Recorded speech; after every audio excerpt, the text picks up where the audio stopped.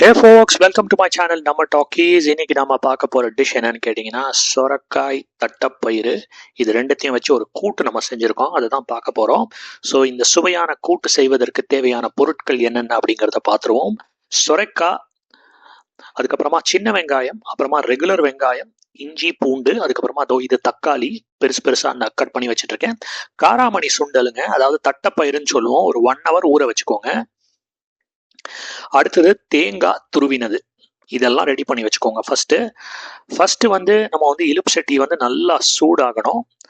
சூடான பிறகு நிறைய எண்ணெய் ஊற்றிக்கோங்க.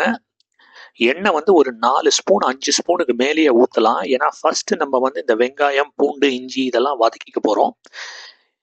இதை வதக்கின பிறகு நம்ம ஒரு பேஸ்ட் மாதிரி பண்ண போகிறோம். ஸோ அதுக்காக வந்து ஃபர்ஸ்ட் வந்து ஒரு 10 சின்ன வெங்காயம் போட்டுக்கோங்க. நல்லா வதக்குங்க இந்த சின்ன வெங்காயத்தை. ஸோ சின்ன வெங்காயத்தை இந்த எண்ணெயில் நல்லா வதக்கும் பொழுது அதனுடைய கலர் லேசாக மாற ஆரம்பிக்கும்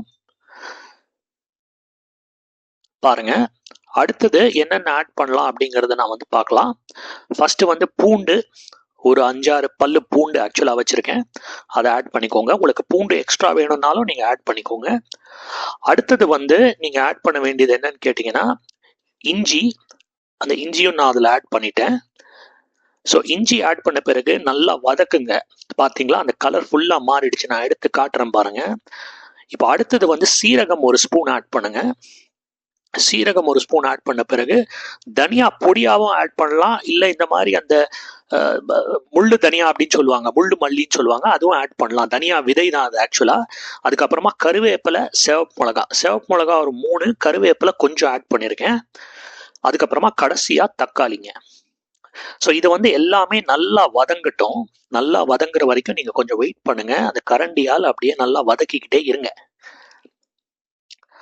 நல்லா வதங்கின பிறகு கடைசியா வந்து நீங்க தேங்காய் ஆட் பண்ணலாம். பாருங்க, இப்ப நான் தேங்காய் ஆட் பண்றேன். தேங்காயும் நல்லா வதங்கணும். ஸோ தேங்காயும் ஒரு ஃபியூ மினிட்ஸ், அட்லீஸ்ட் ஒரு 2 மினிட்ஸுக்காவது நீங்க வந்து வதக்கணும். ஸோ தேங்காயுடைய கலரும் லேசா மாறுற வரைக்கும் வதக்குங்க. தக்காளியும் நல்லா வதக்கிக்கோங்க, தேங்காயும் நல்லபடியா வதக்குங்க. இது ரெண்டுத்தையும் வதக்கின பிறகு நீங்க வந்து அடுத்தது வந்து இதை வந்து ஒரு மிக்சி ஜார்ல வந்து நீங்க மாத்திக்கோங்க. ஏன்னா இதை தான் நம்ம வந்து ஃபர்ஸ்ட் பேஸ்ட் அரைச்சிக்க போறோம். பாருங்க, இப்ப வந்து தேங்காய் தக்காளி எல்லாமே நல்லா வதங்கிருச்சு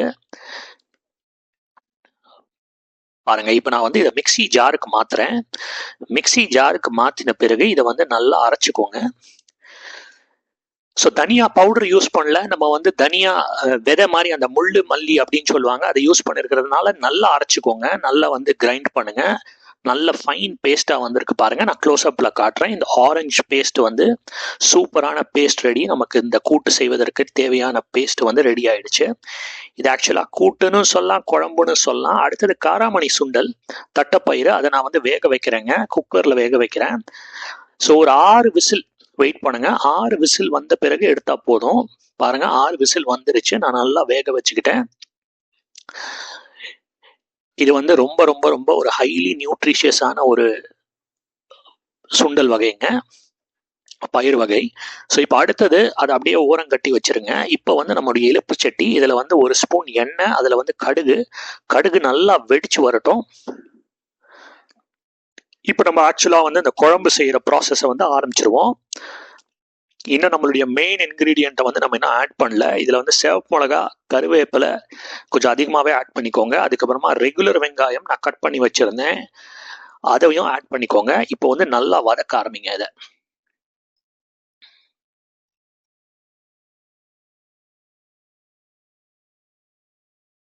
ஸோ நீங்கள் வதக்க வதக்க இதனுடைய கலர் லேசாக சேஞ்ச் ஆகும். சேஞ்ச் ஆன பிறகு நீங்கள் வந்து தக்காளியை ஆட் பண்ணிக்கோங்க. தக்காளி ஆட் பண்ண பிறகு நல்லா வதக்குங்க.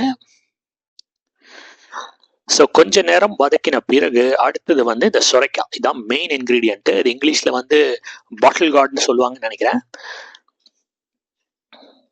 ஸோ இந்த சுரைக்காய் வந்து வேகிறதுக்கு கொஞ்சம் டைம் ஆகுங்க. ஸோ அதனால வந்து நீங்க வந்து இந்த இடத்துல வந்து நீங்க வந்து சுரைக்காய் வந்து சம்டைம்ஸ் முத்தி கிடக்கும். அப்போ நீங்க வந்து எக்ஸ்ட்ரா தண்ணி ஆட் பண்ணி இது பண்ணிக்கோங்க, வேக வச்சுக்கோங்க. இப்போ நான் மஞ்சள் பொடியும் ஆட் பண்ணியிருக்கேன். அப்படி இல்லைனா கூட நீங்க வந்து தண்ணி ஆட் பண்ணலாம். யூஸ்வலாக சுரைக்காயில் வந்து நிறைய தண்ணி கண்டென்ட் இருக்கும், அதுவே தண்ணி விட்டுக்கும். நீங்கள் வந்து அதை வேக வைக்க வைக்க இப்போ நான் கொஞ்சம் தண்ணி ஊற்றிட்டு மூடி வச்சிடுறேங்க. கொஞ்ச நேரம் கழிச்ச பிறகு இந்த மூடியை வந்து ரிமூவ் பண்ணி பாருங்கள். கிளறி கொடுத்துக்கிட்டே இருங்க அப்பப்போ. பார்த்தீங்களா, ஓரளவுக்கு நல்லா வெந்திருக்கு. நான் வந்து இந்த கரண்டியால் இந்த லேடிலால் அப்படியே டச் பண்ணி ஃபீல் பண்ணி பார்க்குறேன். ஆக்சுவலாக வந்து இந்த சுரைக்காய் நம்ம வீட்டில் வாங்கினது வந்து கொஞ்சம் நேரம் ஆச்சு. ஸோ அதனால் கிளறி கொடுத்துக்கிட்டே இருங்க. கொஞ்ச நேரம் கழித்து மூடி வச்சு திருப்பி நான் வந்து மூடியை ஓப்பன் பண்ணி பார்த்தேன். 2-3 வாட்டி நான் இந்த மாதிரி செஞ்சேன். ஆக்சுவலாக நான் வீடியோவை ஸ்கிப் பண்ணியிருக்கேன். ஸோ 2-3 வாட்டி செஞ்ச பிறகு இது ஓரளவுக்கு நல்லா வெந்து வந்தது. வேகிறதுக்கு கொஞ்சம் டைம் ஆச்சுங்க. ஸோ இதுக்கப்புறமா அந்த பேஸ்ட் இருக்குது பார்த்தீங்களா, அந்த பேஸ்ட்டை வந்து நீங்கள் வந்து இதை ஆட் பண்ணுங்கள். நம்ம வந்து எந்த பேஸ்ட்டை கிரைண்ட் பண்ணி வச்சுக்கிட்டோமோ முதல்ல அந்த பேஸ்ட்டை வந்து இங்கே ஆட் பண்ணிடுங்க. சரிங்களா, சுரைக்காய் நல்லா வெந்துருச்சு, தக்காளி நல்லா வதங்கிருச்சு. சரிங்களா, அதன் பிறகு இந்த பேஸ்ட் ஆட் பண்ணுங்க. இந்த பேஸ்ட் வந்து தேங்காய் இருக்கிற பேஸ்ட்டு. ஸோ இதில் வந்து அந்த பச்சை வாசனை போகிற வரைக்கும் நல்லா கொதிக்கணும். பட் அதுக்கு முன்னாடி வந்து இதை வந்து நீங்கள் வந்து கொஞ்சம் தண்ணி ஆட் பண்ணிக்கலாம். ஸோ பேசிக்கலி அந்த மிக்சி ஜாரில் கொஞ்சம் அந்த கிரைண்ட் பேஸ்டோட அந்த ஒட்டின இதெல்லாம் சமாச்சாரம்லாம் நான் கொஞ்சம் தண்ணியால் மிக்ஸ் பண்ணி அதை வேஸ்ட் பண்ணக்கூடாதுங்கிறதுக்காக அந்த மிக்சி ஜாரில் இருக்கிற தண்ணியை தான் நான் வந்து யூஸ் பண்ணியிருக்கேன். அதுக்கப்புறமா நல்லா மிக்ஸ் பண்ணிடுங்க அந்த பேஸ்ட்டோ இந்த சுரைக்காயோட. ஸோ கொஞ்ச நேரம் நல்லா கொதிக்கட்டும் மக்களே. ஏன்னா வந்து அந்த சுரைக்காய் வந்து ஓரளவுக்கு நல்லா வெந்துருச்சு. இதில் மறுபடியும் வேகட்டும். அதே சமயம் அந்த பேஸ்ட்டில் வந்து அந்த பச்சை வாசனை போகணும். அந்த தேங்காவுடைய வாசனை, அந்த பச்சை வாசனை எல்லாம் போகிற வரைக்கும் வெயிட் பண்ணுங்க. கொஞ்ச நேரத்தில் இது நல்லா கொதிக்க ஆரம்பிச்சிடும்.